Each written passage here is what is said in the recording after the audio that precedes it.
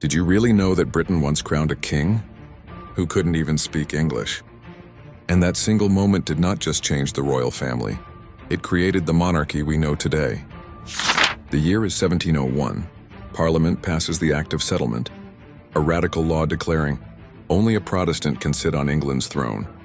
Why? Because the last Catholic king, James II, had been overthrown just years before.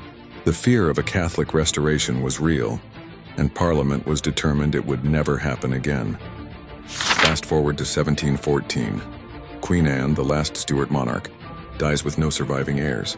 Over 50 people are closer in blood to the throne, but they're Catholic. So Parliament skips them all and turns to a distant cousin in Germany, George, the Elector of Hanover. And just like that, Britain had a new king, George I, a man who barely knew the country, who barely cared about it, and who didn't even speak the language. But here's the twist. His foreignness, his weakness became Parliament's strength. Because George I couldn't govern directly, he relied almost entirely on his ministers. Parliament, for the first time, wasn't just advising, it was ruling. Out of this grew a new political figure, the Prime Minister. Robert Walpole, often called the First, became the real leader of Britain. While the king took a back seat, not everyone accepted this.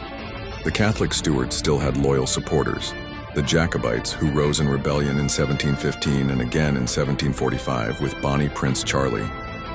Both times they nearly toppled the Hanoverians. But both times they failed. And with every failure, the Hanoverian dynasty dug its roots deeper. Parliament's power grew stronger. The monarch's grip on real politics slipped further away.